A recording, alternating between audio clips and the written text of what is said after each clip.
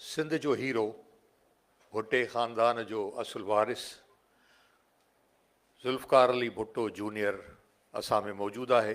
मां खेनि गुज़ारिश कंदुसि त अचनि ऐं पंहिंजे ख़्यालनि जो इज़हार कनि। और ये सिर्फ नहीं है कि आप मेरे साथ हैं, मैं आपके साथ हूँ, मैं सिंधी अवाम के साथ हूँ, मैं सिंध के लोग के साथ हूँ, सिंध के हकदार के साथ हूँ, सिंध के असल वारिस के साथ हूँ, जिनको हम कहते हैं कोहली, भागड़ी, माही गिर और हमारे मोहाने और हमारे बहुत से दोस्त हैं जो कि सिंध के असल हकदार हैं।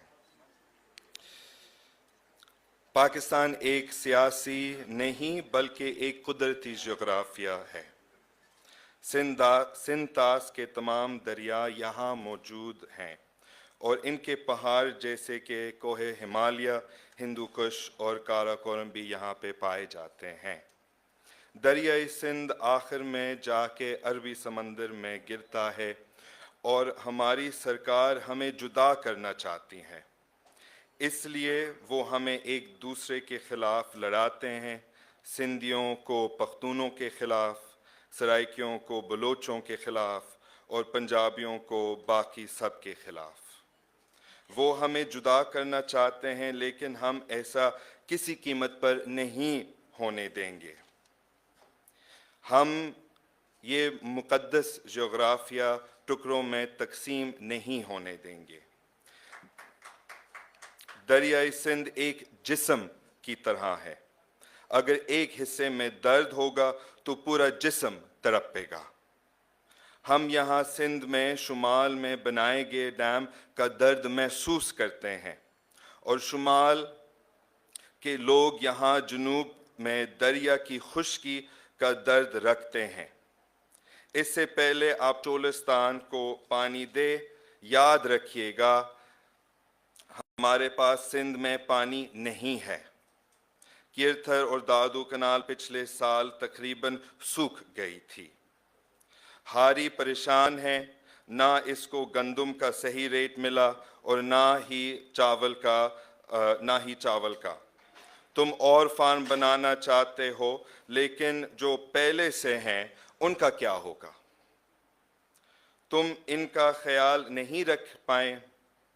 सिंध में 40% ज़मीन तबाह हो गई है और हारियों के पास ज़मीन नहीं है। यहाँ के लोग तो भूख मरेंगे और आप लोग सराइकी किसानों से ज़मीन छीन कर लाहौर, कराची और इस्लामाबाद में बैठे सरमायादारों को 5000 एकड़ ज़मीन लीज़ कर रहे हो। पाकिस्तान ने IMF से इतने डीलें की हैं कि वो अब तमाम हुकूमतें इदारे ख़त्म करते जा रहे हैं।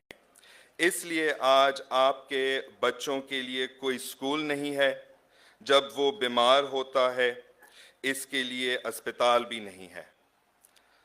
सरकारी लोग तो इस्लामाबाद में AC वाले कमरों में बैठकर एक कागज़ पर साइन करके आपसे आपका पानी छीन लेते हैं। वो तो चाहते हैं कि पाकिस्तान के गरीब अवाम गायब हो जाएं। हम उन्हें किनाल नहीं बनने देंगे, क्योंकि ये हमारी ज़िंदगी और मौत का सवाल है।